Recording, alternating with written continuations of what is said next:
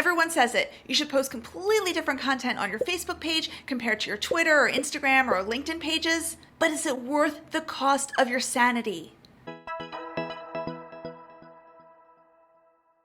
Hey, I'm Brooke Miles, and I'm here to help you create a social media program that's easy to run, that gets results, and most importantly, that you can feel proud of.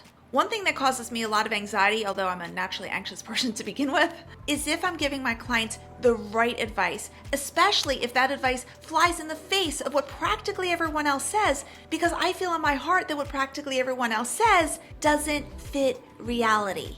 Here's what I mean. One best practice that you'll hear everywhere is that you should customize your content across social media sites. In other words, what you post on one social media site should be completely different from what you post elsewhere. And it makes sense because every social media site has a slightly different audience. For instance, the people on Instagram are a little different from the people on LinkedIn. And yes, my job is to teach best practices. But I'm conflicted because my clients, who are typically tough and scrappy entrepreneurs who are already stressed out as it is, I just want them to be sane. If I want to be completely honest and selfish here, my business does not succeed unless my clients have a social media plan that they can keep running in the long term while staying happy. So imagine back when I'm starting my agency and there's something I discovered nearly right away that's a common thread among all my clients, and that is life gets in the way of the best of intentions. Yes, my clients do want an amazing social media program, and yes, they do want to keep their social media in-house, either for budget purposes or because they just want to write their own posts in their own voice. But all the other stuff gets in the way. Business stuff like billing, inventory, human resources. And then there's all the marketing stuff outside of social media, because I know social media is not the end-all be-all of existence, even though it's my entire career. And then think of all the stresses that just come from life in general.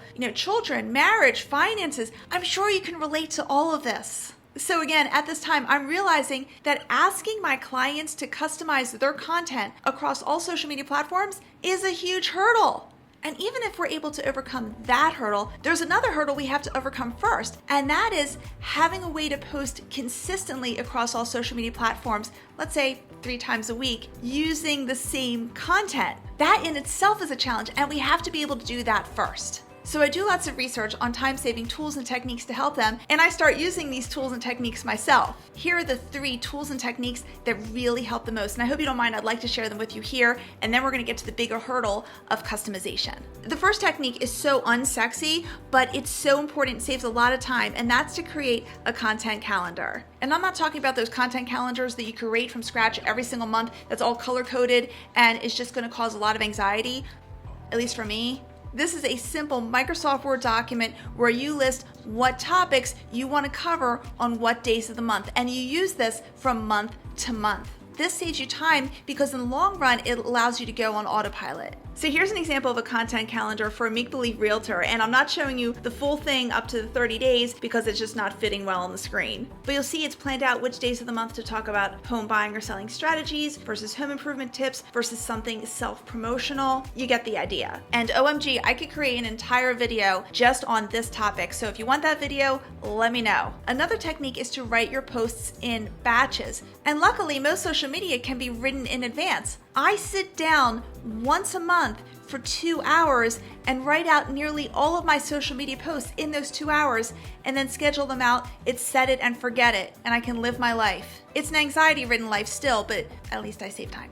And that gets to the third point, which is using a pre-scheduling tool. It could be Hootsuite or Buffer or Social Pilot. There are a million of them out there. And what they do is they allow you to write your post once, you put it on their platform, you say which of your sites you want them to go out to and on what day and time. So again, it's set it and forget it. So these tools and techniques help my clients a lot, but there's still the nagging question, now that I've saved them some time, should they use that time for creating all new content across all the sites? So I do the math. If they use these time-saving tools and techniques while posting the same content across all the sites, it'll take them about 2 hours a month. But now let's say a client has 4 social media sites. Let's say they have Facebook and LinkedIn and Instagram and Twitter. Well, that 2 hours a month quadruples to 8 hours a month. 8 hours! That's practically a work day. It's hard enough to convince an entrepreneur to take a day off for vacation, let alone take a day off to write out their social media.